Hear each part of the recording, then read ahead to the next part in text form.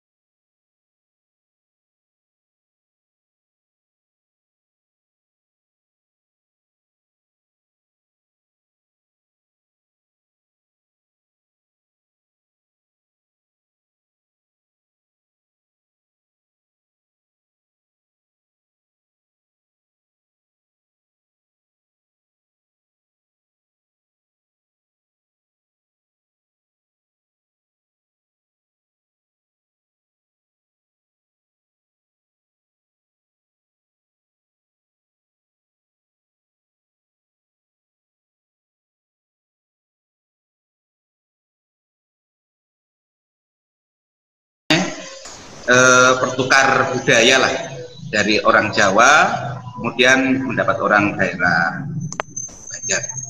Harapan saya tadi sudah disampaikan, jadi minimal kan sudah mendapat penjelasan secara khusus tentang logat atau apa tadi, ketika bersuara ya, bersuara itu agak keras di sana, kemudian kalau di sini memang ya agak cenderung pelan ya.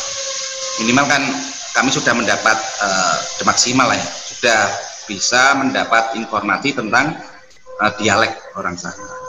Harapannya dari pihak Jawa kan bisa memahami, memaklumi, kemudian mengaplikasikan di dalam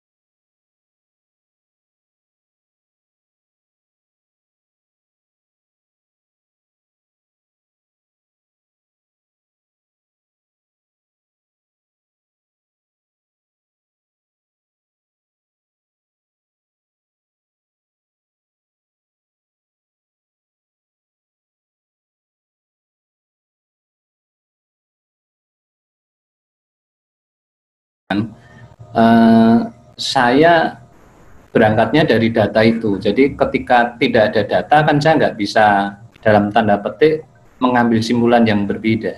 Nah, ketika datanya menjadi lebih banyak, hasil simpulannya menjadi berbeda juga. Nah, tadi memang nanti saya akan mencari yang cerita yang berkaitan dengan kutukan tadi yang di Banjar tadi judulnya apa ya Bu? Mungkin nanti akan saya cari beberapa. Artinya memang ada beberapa cara pandang paling tidak yang terekam di dalam cerita-cerita itu. Nah, mengapa saya memilih cerita-cerita rakyat ya, cerita rakyat, tapi pengertian cerita rakyat yang sudah ditulis, karena menurut saya itu justru sesuatu yang sudah mengendap. Meskipun ceritanya seolah-olah berjarak lama, tapi di masa sekarang ini masih ada korelasi. Itu yang berkaitan tadi dengan teks cerita, sesuatu yang lisan. Sesuatu yang lisan artinya seperti artikulasi, nada yang tinggi, itu yang tidak semuanya bisa muncul di dalam teks tertulis. Nah, itu sebabnya kadang-kadang bisa saja sesuatu yang tertulis itu memberikan tafsir yang berbeda ya. Beda dengan misalnya ketika kita seperti ini ya, ketika kita nggak tahu ya kita langsung tanya begitu ya. Tapi ketika kita membaca kan kita nggak bisa langsung tanya kepada termasuk tadi artikulasi dan macam-macam keras lemah itu yang tidak muncul di dalam teks tertulis. Saya kira itu yang bisa saya sampaikan, Bu Najwa. Bu Najwa, boleh saya tambahkan, Bu Najwa? Boleh, silakan. Sebetulnya di sini ada satu perempuan Banjar juga yang ikut acara ini selain Bu Dewi. Pak Bu Dewi ini kan sekali lagi Pak Setiawan, selamat saya ucapkan dulu bagi keluarga Bapak yang akan menjalin ikatan dengan perempuan Banjar. Jangan khawatir Pak, ya, Pak ya. Silang budaya dengan perempuan Banjar, jangan khawatir Pak. Perempuan Banjar meskipun sudah ada stereotipnya disebutkan tadi, sama seperti pada umumnya perempuan Melayu atau Indonesia sangat banyak. Kalau kita lihat, kalau yang saya lihat sebagai orang bukan orang Banjar ya, yang saya lihat perempuan Banjar itu satu, kalau yang saya lihat itu pekerja keras ya, pekerja keras. Tapi kan kita lihat geografisnya juga bahwa Banjar itu ada Banjar Hulu, ada Banjar Kuala gitu. Banjar Hulu itu yang di daerah dataran yang lebih tinggi, tetapi kalau yang Kuala itu lebih yang atau ada orang Banjar Batang Banyu gitu ya.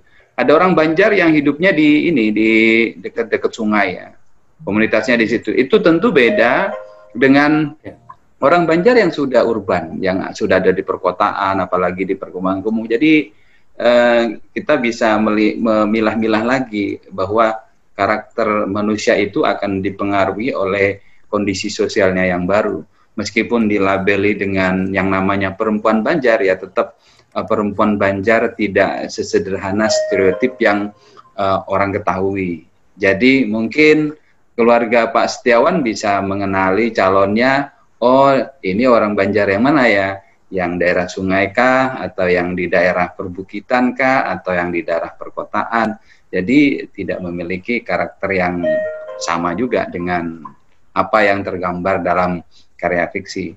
Misalnya kalau saya bilang orang Banjar itu pekerja keras, ya misalnya yang hidup di pasar terapung misalnya rata-rata semua itu orangnya orang perempuan yang bekerja mulai dari subuh bangun gitu kan. Itu semuanya pemainnya ada perempuan. Kalau kita datang ke Kalimantan Selatan, kemudian melihat semua warung-warung namanya rata-rata itu nama perempuan. Sama seperti di Jogja Pak Jito yang gudeg itu kan, gudeg itu identik dengan perempuan. Jadi yang berkuasa atas kuliner itu di perempuan. Jadi kalau sepanjang lihat itu nanti warung mama siapa acil itu panggilan untuk perempuan dan mereka sangat berkuasa atas punya peranan sosial. Cuma memang ada juga perempuan Banjar yang ada peran perempuan Banjar yang juga tidak ditemukan di sektor lain. Misalnya ya, kalau di sektor pengobatan tradisional misalnya ya, itu mungkin di salah satu yang diceritakan di dalam salah satu cerpen yang dibahas oleh Bu Dewi Alfianti itu membahas soal perempuan penyembuh gitu. Rata-rata hampir semua mungkin sama mungkin dengan di Jawa, peranan penyembuhan secara tradisional itu malah ada di perempuan ya. Kalau saya di dalam kenyataan itu banyak menemukan itu, tetapi kan kemudian representasi perempuan dari kultur tertentu kan cenderung negatif, misalnya dikaitkan dengan perempuan yang jahat, padahal kemudian fiksi juga kurang melihat bahwa perempuan juga memiliki peran-peran yang kuat di dalam pengobatan, di dalam kuliner, atau di sektor-sektor ekonomi misalnya ya, gitu, atau di sektor lainnya. Begitu kira-kira. Ya, kalau bicara itu tidak ada habisnya ya. Gitu juga ya Pak saya. Ya itu tadi perempuan kesannya kalau udah warung bunda siapa gitu, sepertinya laris gitu. Tapi ada info juga di sini di Semarang itu kalau soto itu yang laku yang Pak itu. Kalau di Semarang itu rata-rata soto itu Pak gitu. Pak Maman, soto Pak Yam gitu. Jadi Pak gitu. Nah, itu nanti mungkin sama juga itu. bisa dilihat. Kalau di sini soto juga laki-laki. Oh sama ya. Ya. Berarti dapur khusus soto ya Pak ya. Dapur khusus soto. Ini juga ada saya membaca ada sedikit penyampaian dari peserta ini dari Bu Lilis Ekawati yang berasal dari Pati, ini berarti Jawa juga, mengatakan bahwa sependapat dengan Pak Harjito bahwa perempuan tidak boleh superior dibandingkan laki-laki. Menang di Jawa, perempuan Jawa setinggi apapun harus menempatkan diri di bawah suami. Karena wanita Jawa memang sangat patuh, lemah lembut. Nah, itu sudah berarti hasil silang pandang ini juga memicu juga ini kan pemikiran-pemikiran yang memang kritis disampaikan. Lalu ada satu lagi Pak Sainul, ini dari Mbak Lina, ini ditujukan kepada Bapak Harjito, bertanya tentang bagaimana, apa yang melatar belakangi Anda, ya, berarti Pak Harjito ya, melatar belakangi Pak Harjito menciptakan perempuan Jawa, pandangannya terhadap perempuan Jawa, lalu apakah ada kontra atau keberpihakan di dalam menilai perempuan Jawa? Nah, mungkin ada sedikit penyampaian singkat nih Pak Harjito. Jadi ada yang merespon buku. Ini sepertinya Mbak Lina Putrianti ini juga follower Pak Harjito ini Pak Sainul dan Bu Dewi. Sebentar lagi menjadi followernya Bu Dewi ini, yakin saya.